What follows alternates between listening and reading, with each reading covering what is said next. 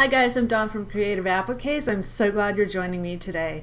On my channel we talk all things machine embroidery, tips and tricks, stabilizers, needles, threads, and projects. So if you're new here, welcome. Please consider subscribing down below and click the bell to be notified when I upload new content. And if you already are a subscriber, thank you for coming back. So these letters are very popular right now. And I don't know if you know, the Stoney Clover brand sells the actual letters in patches. Well, I have an embroidery design that allows you to sew this onto an item. And I get a lot of questions about the type of vinyl to use and where to get it. So if you're interested, please stay tuned.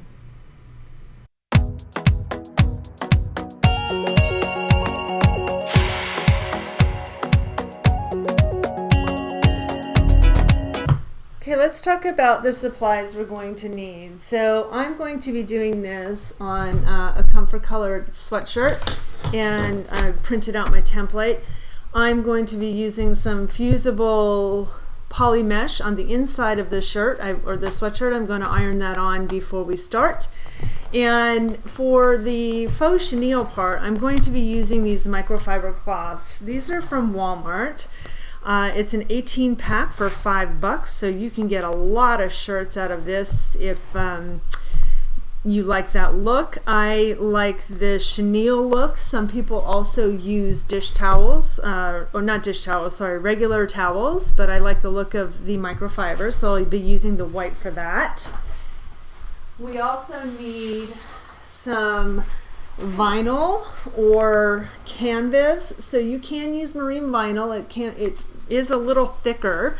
These are glitter sheets, glitter canvas sheets that I've gotten from Merc World.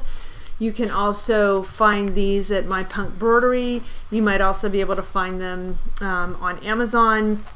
As I mentioned, the marine vinyl is a lot thinner, so when you're putting it on the front of a shirt, it could make it feel more stiff. This is more flexible and more forgiving and has a little bit less structure to it, so that's why I'm choosing to do this. So we've got the vinyl, we've got the microfiber. So I have a sweatshirt here, and I printed out my template, so I have it. It's got the guidelines on it. All you have to do is in Embroiance just go up to print, and I usually just print it in black and white, and I print it only the first sheet because I don't need the color changing steps. I essentially, when I do these designs, a lot of times I do it all in the same color. I do the placement, the tack down, the running stitch on the silver, and then the satin stitch on the material. A lot of times will do it in one color, maybe two at the most. Take my shirt, turn it inside out, and I'm going to take the placement guide and kind of eyeball it. This piece of fusible poly mesh is bigger than the design itself, which you want. But I'm just going to kind of eyeball where I want it to be as far as from top to bottom and left to right. And then when we're on the front, we will look exactly at the specifics of it. So it's bigger than what I need. But right now I'm just going to iron it on.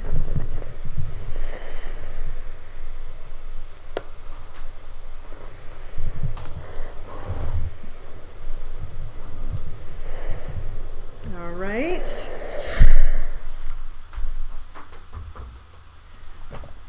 And now we'll turn the sweatshirt right side out. So I like using the poly mesh on the inside because the fusible, especially because it really gives that added stability to the shirt, and especially with knits that can be so giving, not forgiving. So now we're going to mark it. So we're going to meet up the shoulders here and the armpits and the bottom, and just going to mark with the friction pen here, the center over here, Then this is about the area where I want it, and I can feel the poly mesh in here. So the poly mesh starts here and it ends here. So we made a good guesstimate on the other side. So this is the center here. I don't know if you can see the crosshairs right there, but I'm actually gonna do this line right there, and I'm going to, the line doesn't need, the length of this doesn't matter, just that it's in line. And then right here, and now I'm going to take a straight pin and I'm going to go through the center of the design, so right there where it's got the center. Match that line back up, match this up with the center here. I'm just going to kind of put it in sideways there into the shirt, and that's where I'm going to mark my center point. Okay, so now that we have that marked like that, we have the center here and this side. Now we're going to just simply take this, put it back. So if you want, you can leave the pin in there so you know where your center is. So that dropped down a little bit from where this line was.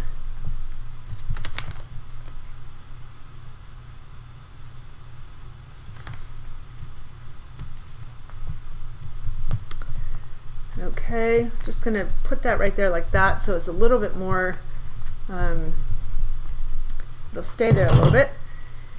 And now I'm going to look at this line here. I'm taking it kind of out to the armpit just so I can get an idea of where it is in relation to the armpit over here. So I'm going to put it lower than this line. So I'm going to make a longer line so I know which one it is. And over here, I'm going to look at the right side again with the line. And I think I need to drop it down a little bit.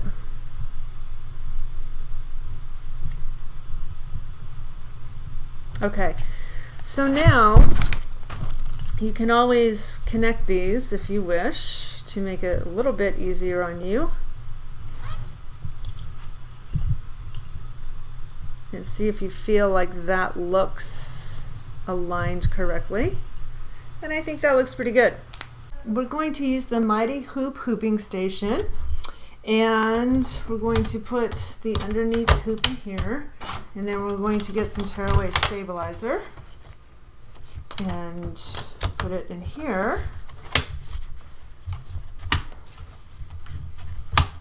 And then take the sweatshirt, bring it down and center it, kind of eyeballing it, but you can see the center line here, so that works with the center line. And then there are numbers down here, so you can kind of see with that. So if this is pretty even, this is going to be pretty even. So now all we're going to do is just take the top hoop and put it down again. Yeah, so I like the line to be even with the holes for the most part. It's still a little bit off, but pretty close. So now we're going to take it to the machine. So we have the design loaded to the machine, but the one thing we need to make sure that we do is to rotate the design 180 degrees so the design stitches out upside down. Okay, the first thing we're going to stitch now is the placement for the vinyl. And now I'm going to place down the vinyl on top of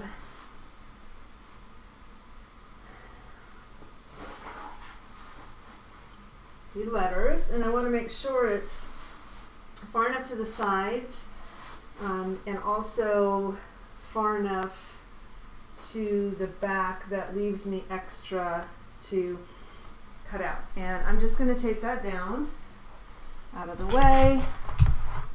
Just a few pieces here. And then we'll sew the placement.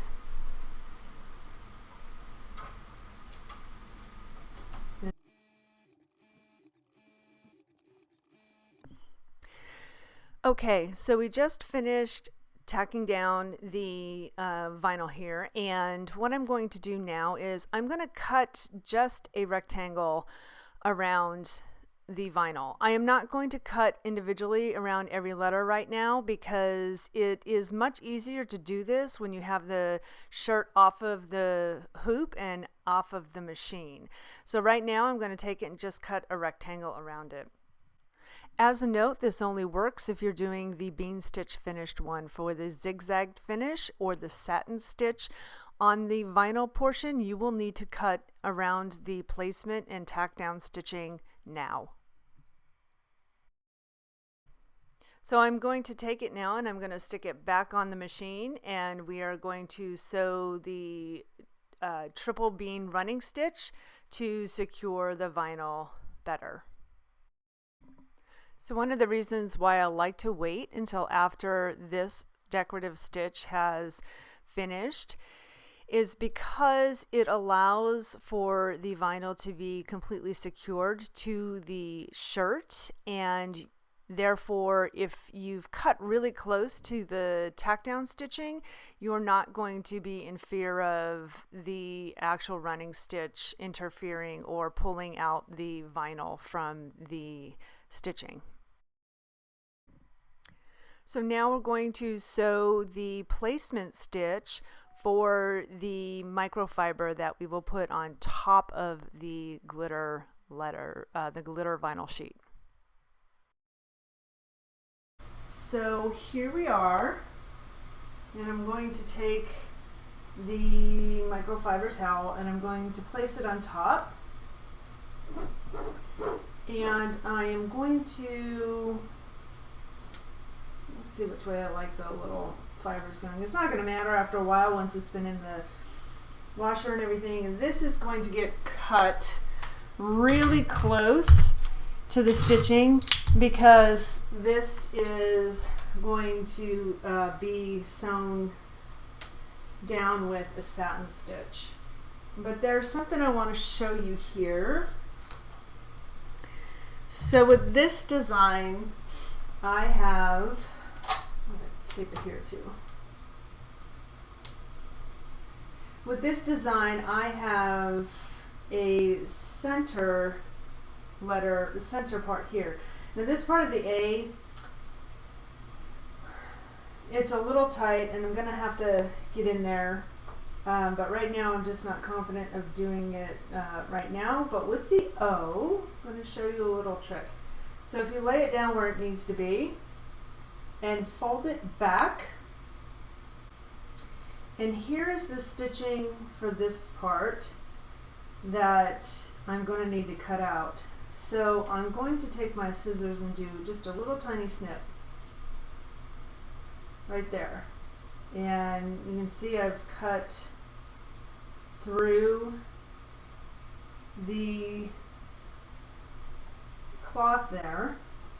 And now when I go later, after it's done the tack down to try to get in there, you can get in there much easier because I've cut that out. Let's see about doing the A here. So if you see, this is how far down it is. And it's just this little area right here. So just a little snip. Keep it there, lay it back down. I'm going to get one more piece of tape. And we are good to do the tack down now.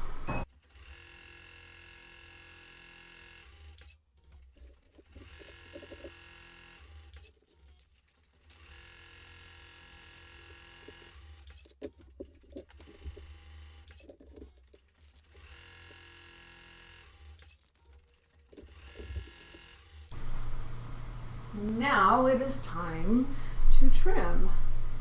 Sometimes it's easier to take the hoop off the machine. I'm just going to see how well I can do right now with it on the machine.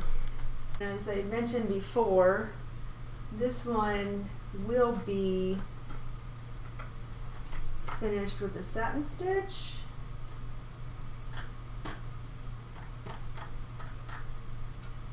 So I'm going to want to get really close to this, to the stitching. And sometimes it's kind of hard to see where the stitching is. You just kind of got to feel it with your scissors.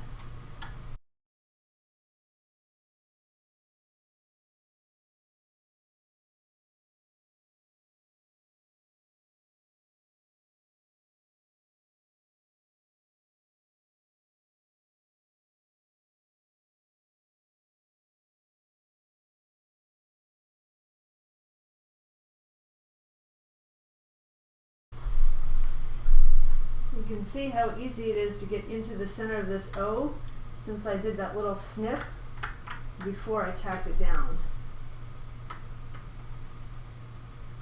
It's a lot harder to try to get in there when you've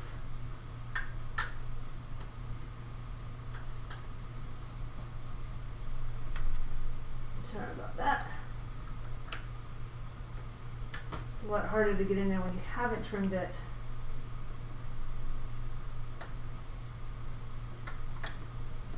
So the A is also kind of challenging to get into the center of. Sometimes you could just leave it. But with the satin stitch, to get a really nice, crisp stitch on it, you want to get it out of there as best you can.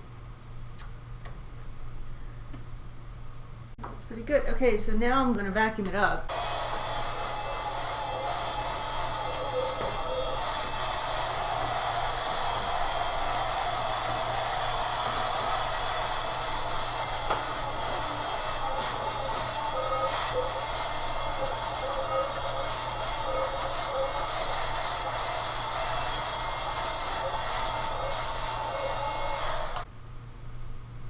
The next thing you can do is take some water-soluble stabilizer and stick that on top of the towel.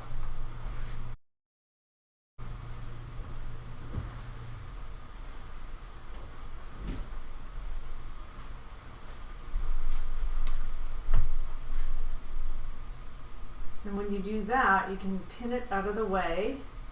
And that'll help keep a lot of those fibers from the towel inside and underneath the satin stitching. What is left is the satin stitching around the towel.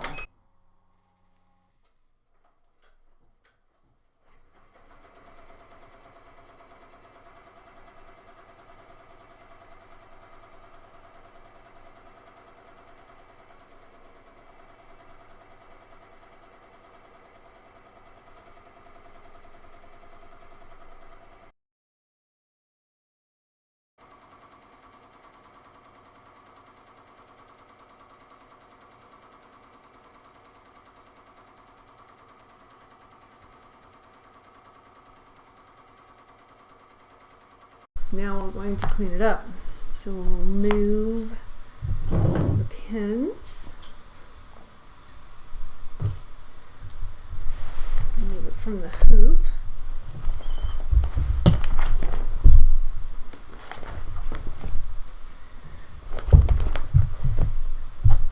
And tear off the stabilizer. One of the easiest ways to get off the water-soluble stabilizer, I find, is with either an eraser, or you can also use the stiletto. Kind of get it there, and the stiletto is good too because it will pull up some of the microfiber. There are different ways to get off the water soluble stabilizer. Some people like to use wet paper towel to try to dampen it and get it off. It is made out of a starch, so when you do that, you can kind of get sticky and gummy. It'll definitely wash out in the washing machine, but I do like to be able to get as much of it pulled off as I can. And this stiletto is good. This is a Annie stiletto. I just like to pull some of the microfiber out. Being careful with the satin stitch that you're not going to be pulling too hard. And you know, with washing and wear, more of it's going to come out and pull out. Okay, so now this is the fun part, and it takes some time to go slow and get these things cut exactly where you want. Being careful that you do not cut the shirt underneath. You can cut it right up to the stitching. That's a really strong triple bean stitch that is on there. You can leave 1/4 of an inch. You can leave more. It's really your preference, how much you want showing, the look you like. And with this canvas, the scissors kind of just glide right through it. So you want to make sure that you're holding it as steady as possible. I kind of have my elbow on the shirt as I'm pulling it. And see why I said it's going to be easier to trim this when it's out of the hoop, because you can see how much I'm spinning it around. And this is why it's easier to color sort the whole design in the software first and then sew it all down at one time and then trim it up. So now this part is easier if you can put your hands underneath the bottom, underneath the shirt here.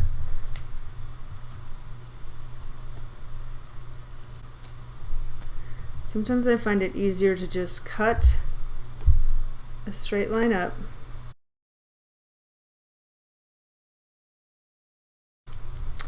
And then you can cut in the sides. And this is just all personal preference on how close you want to cut it to the stitching, how much you like to leave outside of the stitching. It is all a personal preference. Always turn your project, never turn your scissors. I'm not making you seasick by how much I'm turning the project. Now, honestly, in these tighter areas, you don't even have to cut in there if you don't want to, especially if you're choosing to leave about 1/4 of an inch or 1/8 of an inch around the stitching part to get all the way in there on these tight parts. It just doesn't make sense because you're not going to have the area around it that you need. There you go, guys. I hope you found this video helpful and you enjoyed it. If you do, please give me a thumbs up and be sure to subscribe to the channel and click the bell. Also, please join us in our Facebook group where we have lots of fun sharing our projects using creative applique designs and learning new things and seeing sneak peeks and of soon to be released designs and also sales. Thanks for joining me today, guys. And until next time, make your life creative. Bye for now.